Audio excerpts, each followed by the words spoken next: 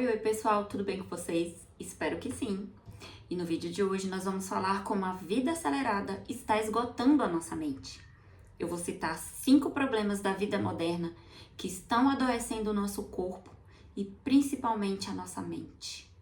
Algumas coisas que eu vou falar aqui podem te gerar um desconforto, mas eu preciso passar uma informação que talvez modifique a sua vida, para que ela seja melhor, mais leve e menos cansativa e pesada, como é a vida de muitas pessoas por aí. Então abre o seu coração e vamos para o vídeo.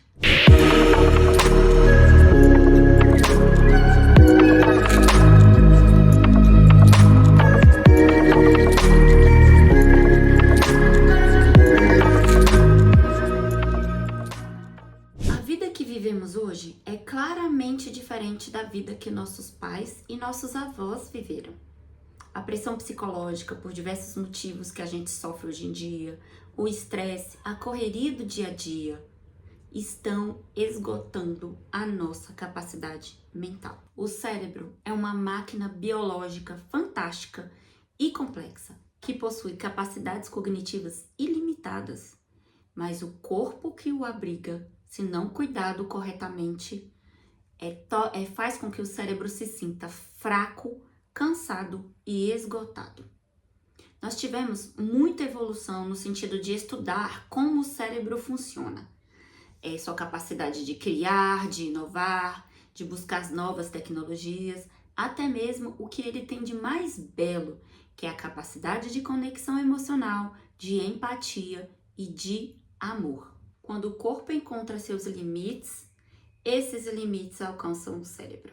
É cansaço, falta de foco, falta de energia e disposição para fazer as coisas. Falta de controle emocional. Suas respostas podem ser um pouco mais reativas, explosivas ou oscilarem demais as emoções. Nossa, eu poderia ficar citando uma lista imensa de sintomas e você aí atrás se identificando muito com eles, não é verdade? É porque o mundo de hoje é extremamente estressor e exige do cérebro algo que ele não tem capacidade de lidar. E a raiz, o princípio de tudo isso, de todos esses sintomas e esses problemas, é o estresse. Mas eu preciso falar aqui que o estresse, ele não é tão maléfico quanto as pessoas pensam. A gente tem que fazer uma distinção entre o estresse do bem e o estresse do mal, o estresse crônico, sabe? O que a gente faz para lidar com esse estresse do mal, o estresse crônico, é um manejo das situações, é uma forma de ter mais um reparo no corpo, na mente, para que esse estresse não vá nos desgastando muito mais do que a capacidade do nosso corpo tem de se reparar, de se regenerar. Mas o que é o estresse? O estresse é a resposta do seu corpo a um estímulo, uma demanda ou uma situação que te tira de equilíbrio. Esse equilíbrio tem um nome científico chamado de homeostase. Vamos pensar num dia muito calorento, que a gente começa a elevar a temperatura do nosso corpo e de repente a gente está todo suado. Esse suor, essa transpiração, é o seu corpo tentando retornar ao equilíbrio de antes, a temperatura adequada de antes, que é em torno de mais ou menos uns 36 graus. Mas a gente tem que falar que nem todo estresse é ruim. Existe sim o estresse benéfico, como a prática de atividade física. Vamos pegar, por exemplo, a musculação. A musculação é um excelente exercício, um excelente esporte para o corpo e para o cérebro. Ela protege os neurônios, do seu cérebro e permite com que o seu cérebro envelheça com mais autonomia e mais lucidez. No momento que a gente faz uma atividade física, a gente eleva a nossa temperatura, a nossa pressão arterial, aumenta a nossa capacidade respiratória, o nosso consumo de oxigênio aumenta. Isso tudo gera um desequilíbrio para o nosso corpo. Tá, e por que esse estresse é benéfico? É benéfico porque, por um curto período de tempo, o cérebro vai adquirindo a capacidade de reconstruir o seu músculo, de regenerar o seu corpo. Então, assim, esse curto período de tempo que você tá malhando, por 60 minutos a 1h30, vai ocasionar uma regeneração benéfica dos seus músculos e da plasticidade do seu cérebro, fazendo com que da próxima vez você esteja mais preparado para evitar essa situação de estresse benéfico. Aliás, isso serve também para a nossa mente. Toda vez que a gente se dispõe a fazer uma coisa que é genuinamente difícil pra gente, para uns pode ser a prática de atividade física, a leitura de um livro, a aprendizagem de algum conteúdo, comer saudável, de forma saudável, começar aquela dieta, uma modificação nos hábitos alimentares. Toda vez que a gente pratica uma coisa que é muito, muito difícil, o nosso cérebro cria conexões neuronais, caminhos neuronais que te preparam para a próxima vez que você vai executar essa atividade de novo. Isso, inclusive, é ser resiliente. Ser resiliente é a capacidade que a gente tem de passar por um evento estressor e se fortalecer. Uma vida sem estresse, ela não é saudável. A gente vive um momento de estresse e a forma como a gente passa por esse estresse, como a gente faz o manejo desse estresse, como a gente lida com essa situação, é que vai fazer com que a gente supere os posteriores estresses que a gente vai encontrar na vida. Porque não é normal, não é saudável uma vida sem estresse. A cada situação vencida, a gente vai se desgastando e se reparando, se fortalecendo e enfrentando outros estresses. Isso é ser muito resiliente, enfrentar o estresse e se fortalecer. E do ponto de vista do cérebro, o ato de fazer uma coisa muito difícil provoca o aumento de uma estrutura cerebral chamada córtex cingulado médio anterior. Isso vai tornando o cérebro mais apto a realizar as coisas muito difíceis. E aí a gente vai encontrando um propósito, um comprometimento para continuar, para persistir. Tá, e o estresse maléfico? O estresse do mal. O estresse maléfico, ele é um desgaste biológico devido a um estresse crônico e constante. Um estresse que causa um desgaste maior do que o corpo pode reparar. E esse desgaste tem o nome científico de alostase. É um estresse tão forte que não permite que o corpo se repare e ele acaba às vezes pifando. Aqui o fator fundamental é a exposição continuada a esse estresse. Por sucessivas vezes, por um dia muito estressante, a gente tem aí pessoas que por si só já têm uma profissão estressante, né? Como policial, vigia noturno, mães de crianças muito pequenas ou que não conseguem dormir muito tempo, a mãe fica acordando toda hora, fica super desgastada, super estressada e o corpo dela às vezes não consegue se reparar. A gente vive um acúmulo de uma carga alostática, que são esses sucessivos desgastes, e aí a gente vai adoecendo e a gente vai danificando o nosso corpo e a nossa mente. E, gente, a vida é isso. É desgaste e reparo. É desgaste e reconstituição. A gente sofre o evento estressor e busca lidar melhor com ele. O problema é quando esse desgaste está maior do que a capacidade do seu corpo de se regenerar, de se recuperar. Porque, no fundo, o que a gente quer é envelhecer com qualidade, com vitalidade, com lucidez. E aí, a gente precisa de ferramentas que possibilitem que a gente passe por esse estresse de uma forma mais tranquila, que a gente consiga lidar melhor com ele. E então, entendido sobre a diferença entre o estresse positivo e o estresse negativo, a gente vai para os próximos elementos da vida moderna que estão esgotando a nossa mente. Mas antes disso, eu vou te pedir para se inscrever no canal, apertar o sininho, escolher todas as notificações para poder ficar por dentro dos vídeos novos. Eu quero agradecer você ter chegado até aqui. E se você quiser que eu comente mais vídeos sobre neurociência, longevidade, hábitos, estilos de vida, emoções, escreve aí embaixo nos comentários para eu saber que você está curtindo os meus vídeos. Me ajuda a crescer, tá legal? Vamos lá para o segundo elemento que esgota a nossa mente.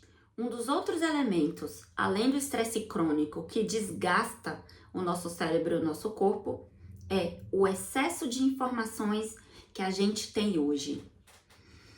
O volume de informações que nos é apresentado pelas redes sociais, pelo jornal, pela mídia, é demasiadamente estressante para o nosso cérebro. As redes sociais, em especial, hoje a gente tem aqueles vídeos de 30 segundos. Gente, o cérebro não consegue nem processar direito, porque não tem uma sequência de conteúdo, uma sequência de raciocínio. São recortes feitos e lançados em 30 segundos. Seu cérebro mal consegue processar aquilo que ele está vendo. Mas os estímulos de neurotransmissores da famosa dopamina estão ali funcionando a todo vapor. Vídeo após vídeo que você vai passando o dedinho lá, o seu receptor de dopamina tá lá a 80, digamos, de 0 a 100 tá lá a 80. E você vai passando, vai passando, vai passando. Quantos de nós hoje tem a paciência de sentar para ver um filme de 2 horas? Outro caso também é da criança. Ela tá assistindo um desenho animado, o receptor de dopamina dela tá lá no 80, no nível 80, e você vai lá, pede para desligar a televisão. Quantas crianças não dão uma birra fenomenal porque desligou a televisão? Porque os níveis de dopamina caem drasticamente e a criança não tem a capacidade de processar a transição de atividades. Tá assistindo um desenho, agora eu vou parar e vou brincar. O brincar, mesmo que seja um brincar maravilhoso, ele não dispara tantos receptores de dopamina quanto um desenho animado. Digamos, um desenho é 80, o brincar é 40, é 20. Então, se não houver uma rotina bem elaborada, uns avisos prévios, uns combinados, a criança vai dar assim uma bela de uma birra. E você vai ficar lá sem entender o que aconteceu. É porque é neurobiológico isso. As redes sociais trabalham para nos manter ligados, para nos manter escravizados de certa forma. Quantos de nós não sente aquela angústia? Eu não suporto esses vídeos. Eu fico angustiada com tanta rapidez. O meu cérebro não consegue processar. Eu preciso de um tempo para montar um raciocínio. Então, você vai passando ali um vídeo após o outro. Quantas vezes a gente começa a assistir na rede vizinha e já passa para outro, e já passa para outro, e já passa para outro. Você sente uma angústia, uma urgência. E ai de você se não pegar o celular para ver. A cada hora, a cada minuto. O que chega no consultório são adolescentes viciados que falam: eu não consigo deixar meu celular na bolsa. Por quê? Eu tenho a sensação de estar perdendo algo, de estar perdendo um assunto, de estar perdendo aquela piada no WhatsApp, de estar perdendo um encontro que os amigos estão marcando, algum meme, alguma dancinha na rede vizinha, alguma tirada bem legal. Eu sinto uma urgência, uma ansiedade, uma vontade de ir lá no celular ver. É o excesso de informações que está desgastando a nossa mente. Quantas vezes você não vai deitar e fica lá o cérebro funcionando com aquele tanto de informação que você repassando o seu dia todinho? Quantas vezes você não fica lá acordado, repassando todo dia, pelo tanto de informação, ou planejando o próximo dia, pelo tanto de informação que você recebe no seu cérebro? Esse excesso de informação está desgastando, está adoecendo, está envelhecendo a nossa mente. O terceiro problema da modernidade é a nossa disponibilidade. As pessoas hoje não conseguem esperar que você não responda ao WhatsApp na hora, que você não responda aquele e-mail, que você não responda uma mensagem, que você não atenda o celular na hora que ela ligou. As pessoas não têm mais essa capacidade de esperar. A gente está perdendo uma característica maravilhosa do nosso cérebro, que é a capacidade de ser paciente. A gente vê umas crianças pequenininhas, novinhas, assim, 3, 4 anos, que não tem capacidade de esperar o pai dar uma simples instrução.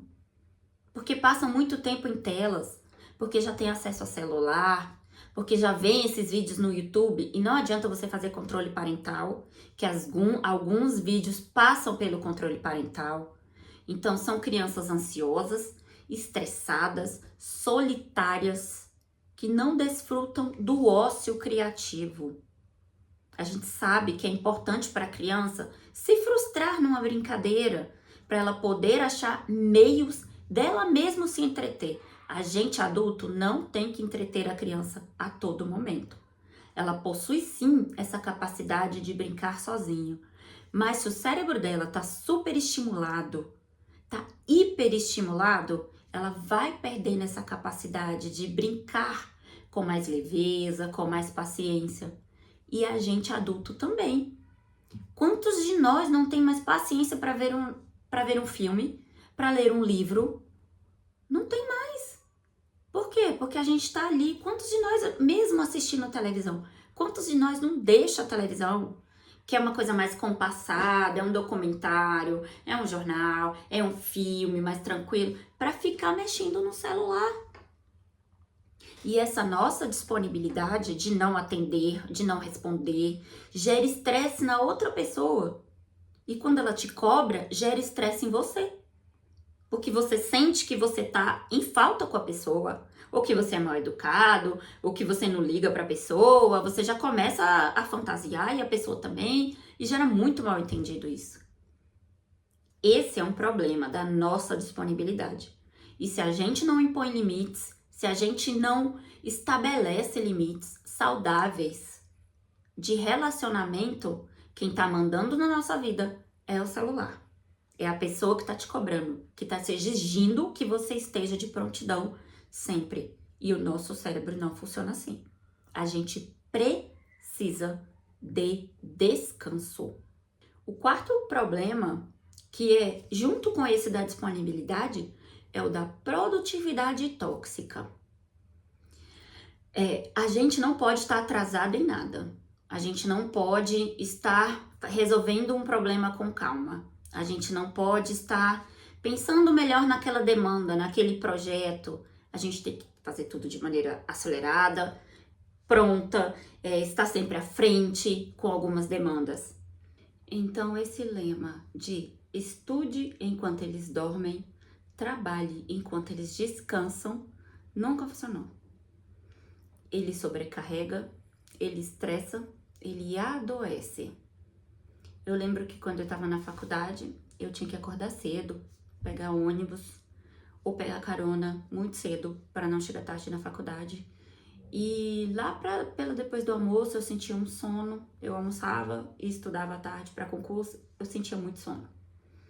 E sempre que eu parava para descansar, para dormir um pouquinho, meus 15, 20, às vezes 30 minutos, eu sempre ouvia uma piadinha ou um conselho. Enquanto você dorme, tem um japonês estudando. Aquilo me fazia sentir uma culpa, uma urgência de voltar, um mal-estar muito grande. Por quê? Eu percebia que o meu corpo precisava daquele descanso. E eu me sentia culpada por estar descansando. Então, daquela época, que já tem lá seus 15 anos que eu estudava para concurso, já se havia uma produtividade tóxica. Porque o cérebro cansado, ele não consegue reter nada.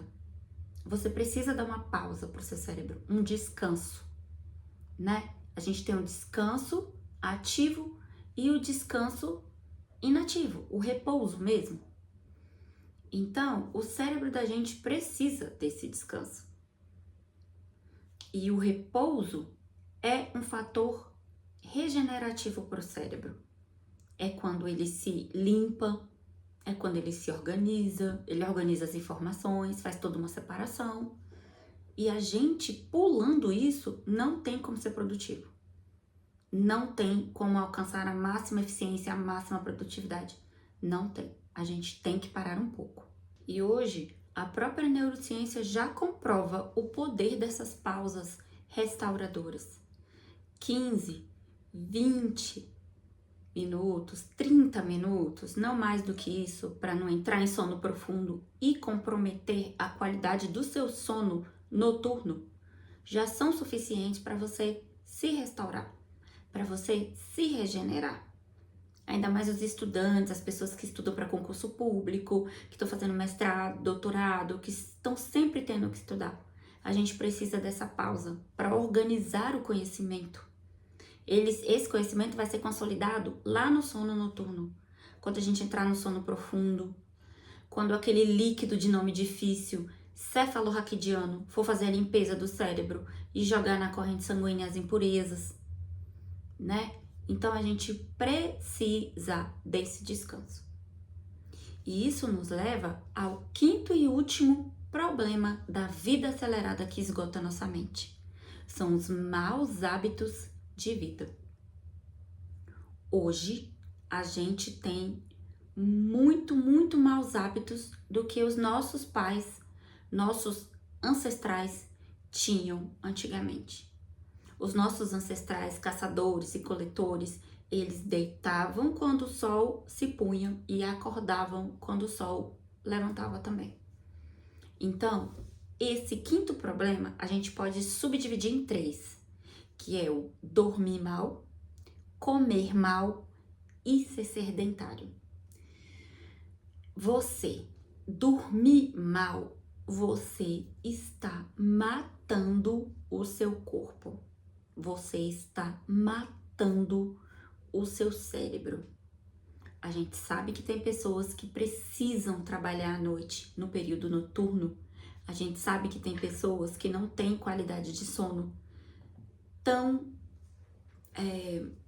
constante, tão longas. A medicina e a ciência indicam que um adulto deve dormir de 7 a 9 horas por noite. Esse sono tem que ser de qualidade. Então a gente preza a quantidade, 7 a 9 horas, e a qualidade. Não adianta ser um sono picado, a pessoa vai acordar cansada, vai acordar destruída. Mas dormir mal mata. Então a gente tem que privilegiar o nosso sono. Quando a gente é muito novo, a gente acha que é bobeira, a gente sabe que o nosso corpo aguenta uma balada, uma noite virada estudando, uma noite trabalhando, a gente sabe. Mas um dia a conta chega, fatalmente chega. E essas pessoas que têm um trabalho noturno, que são policiais, que são vigias noturno, que são médicos plantonistas, a gente sabe que essas pessoas têm um prejuízo maior no organismo delas. E o prejuízo é pior se for muito irregular a rotina. Um dia ela tá de plantão de manhã, daqui a 2 dias ela tá de plantão a noite toda, no outro dia ela tá de manhã de novo. Ela não consegue regular o ciclo circadiano. E aí é um sucessivo acúmulo de desgaste físico, biológico, um sucessivo acúmulo de carga alostásica. Isso aí vai só envelhecendo, adoecendo o nosso corpo e a nossa mente. Então, para descansar, o nosso corpo precisa repousar. E o nosso repouso ativo é aquele que a gente faz atividades que não demandam muito do nosso cérebro, como a gente passear pelo parque, ver um filme com o parceiro, a parceira, brincar com os nossos filhos, brincar com o nosso animal de estimação, ler um livro, meditar, ouvir uma música, dançar. Esse é o repouso ativo. E o repouso inativo, repouso mesmo, é o sono. Isso que eu já falei das horas, né? Horas de qualidade, quantidade. A gente sabe que as crianças precisam de uma rotina mais elaborada. Tem criança que faz soneca, tem criança que dorme, tem que dormir mais cedo, né? Não existe essa história de ser noturno, não existe. A pessoa que está falando que é noturna, ela no mínimo desconhece sobre o sono, né? Sobre as propriedades de um sono restaurador.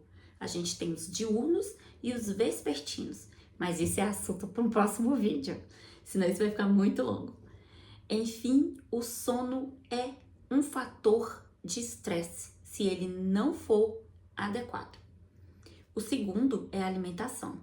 Uma alimentação rica em gorduras, em substâncias nocivas, gordura poliinsaturada, alimentos com alta densidade, né? Com baixa densidade, nutricional e alta gordura e alto índice de calorias. Hoje a gente não precisa se esforçar muito para comer mal.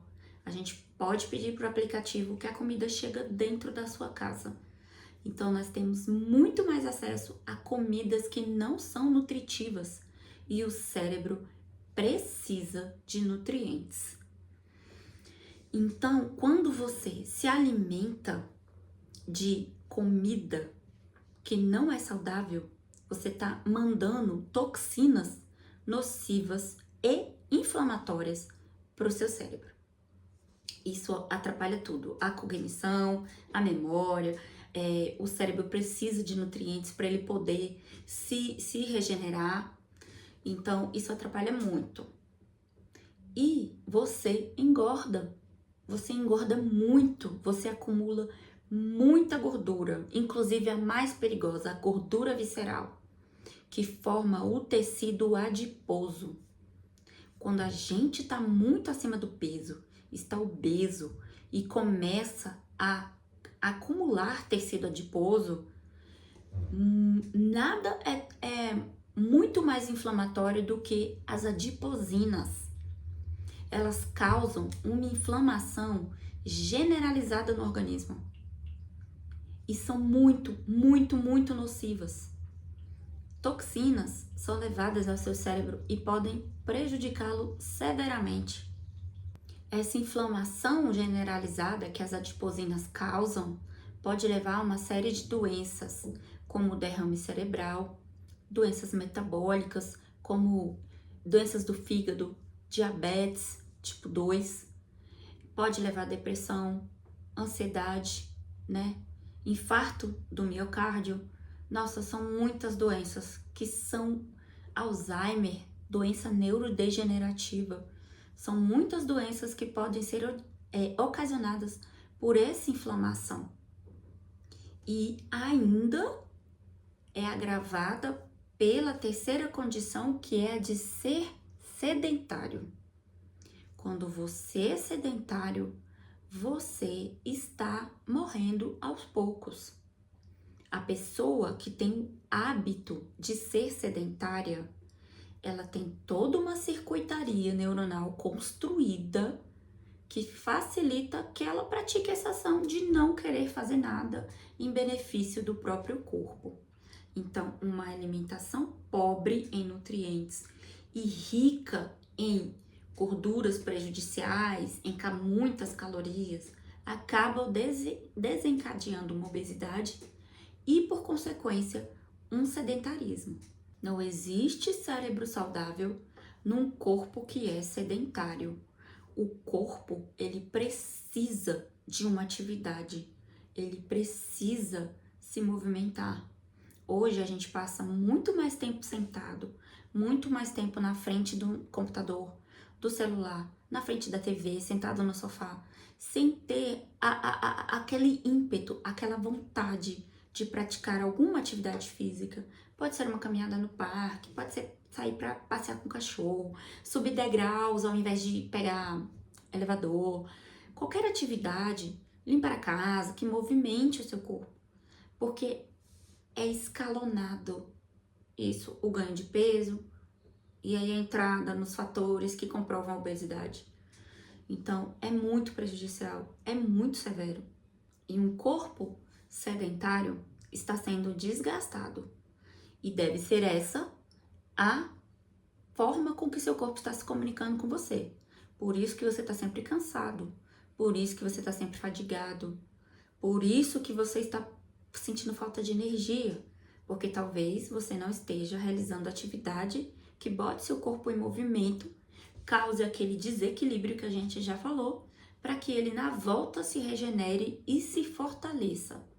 E praticando atividade física, você está cuidando do reparo do seu corpo.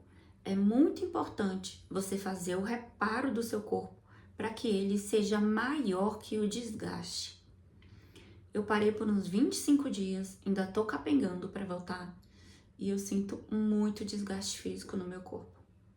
Além do fator da idade, eu sinto muito cansaço, muita fadiga quando eu paro de praticar alguma atividade física. Além de ser minha válvula de escape, como mãe de uma criança pequena, como uma pessoa que trabalha muito e trabalha muito tempo sentada na frente de um computador, eu preciso movimentar meu corpo para compensar, para que tenha realmente esse reparo necessário para eu me regenerar. E eu já estou pensando na minha longevidade, na minha velhice. Eu quero ser uma velhinha autônoma, uma velhinha que consiga carregar uma sacola de mercado, que consiga ir ao banheiro sozinha. Então eu tô pensando em longevidade, que eu possa ver meu filho crescer, que eu possa ter um futuro na velhice de qualidade. Então, pessoal, esse foi o vídeo de hoje. Eu agradeço você ter ficado até aqui. Você já se mostra uma exceção. Você poderia estar consumindo vídeos de dancinhas na rede vizinha e você está aqui comigo, tentando aprender um pouco sobre longevidade, neurociência, bons hábitos. Eu tô numa fase da minha vida que eu preciso me mudar, me modificar, implantar novos hábitos e restaurar uns antigos que eu já tinha adquirido quando eu estava gestante.